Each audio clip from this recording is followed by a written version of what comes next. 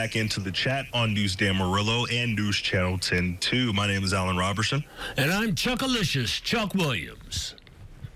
Absolutely. And as mentioned with the guest that we had on with today's show, lots of fun bits of information, lots of fun events that are around the area, and be remiss if we did not mention some pretty fun events for an even greater cause. We're joined by the man himself. I mean, the man, the legend, the list goes on and on. We're joined by Mr. Bobby Lee today with the Big Texan as well as Starlight Ranch. Mr. Lee, how are we doing today? Good. With an introduction like that, I can't wait to hear what I have to say. Absolutely. I mean, it's to that point, though. I mean, first off, I do love the hat, absolutely. I may have a little bit of, before we move any further, if I may provide a bit of transparency to the listeners, right? Everyone has little jokes of, you know, my toxic trait or whatever the case may be. My toxic trait is that I can finish the 72-ounce steak challenge.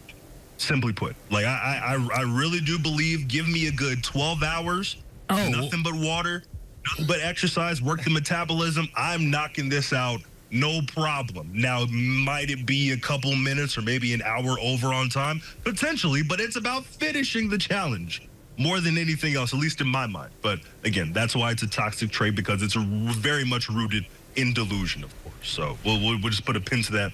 Put that off to the side. But Mr. Lee, as mentioned, though, lots of fun events, lots of things going on as we're getting into the spring and the summer months, especially when it comes to you guys with Starlight Ranch. Talk to us a little bit about what's coming up for you guys. Well, we got a real big fundraiser March 24th with three Amarillo boys, Kevin Fowler,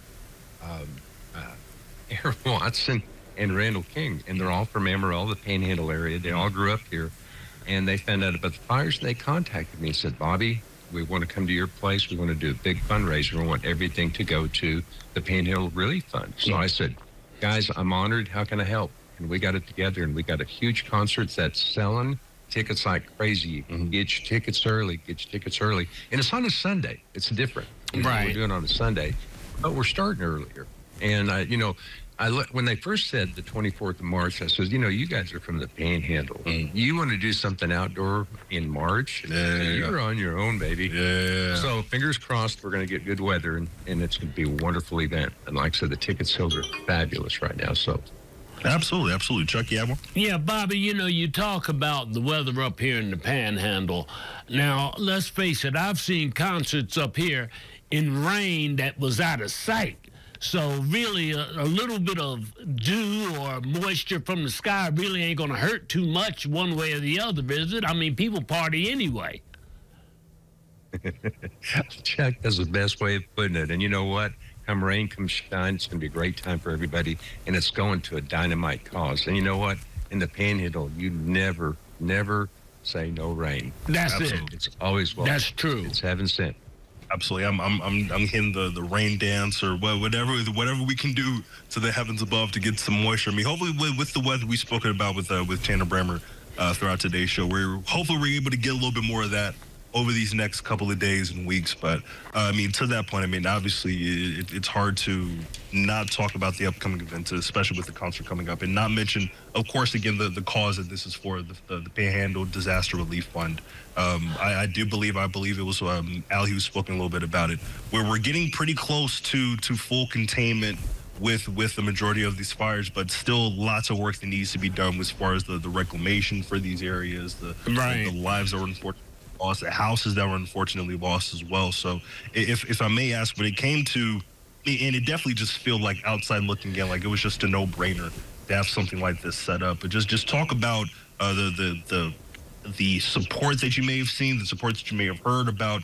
You know, we're all for anything that other places and other people can do to help out with this cause. We're trying to help out because it's obviously for the betterment of the community. Yeah, and we've seen a great outbreak. In fact, Happy State Bank stepped on board yesterday to underwrite any of the expenses that might be incurred, music equipment, transportation, that type of thing.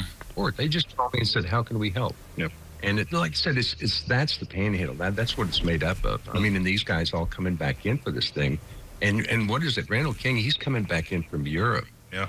So he's hopefully he's not going to be jet lagged, but he's going to be up on that stage off an airplane, 14-hour ride. So they're all giving that back to the community, and that's neat. It neat to be a part of it. It really, really is. And we've had lots of we had a group out of San Antonio, a big oil group, say, set up a $10,000 credit at the Big Texan. And they said any of the firefighters in the area, they come in there and identify themselves. We wouldn't pay for their meal. Oh, wow. So we've seen those kind of contributions to it. So we're seeing things we've never seen before, which is great. Absolutely. Yeah, it's nice to be felt that way, and, to see, our panhandle get recognized, and unfortunately it's for this, but the fact that, that we work as a team on this and put the place back together, especially after the fires that were up there. So it's a good thing, real good thing. I kind of get the impression that the Panhandle fires, as you said, it has drawn national attention, no two ways about it. And really, to me, that's as important as the local backup that we have here. But it's just the local backup that we have here that makes it the national. What do you say to that? It is. And once again, it's the spirit of the Panhandle and people coming together for this. It's not good to be known for that. We've had people call us up from all over the country say, "Did y'all burn down too?" Right. I said, "Well, no.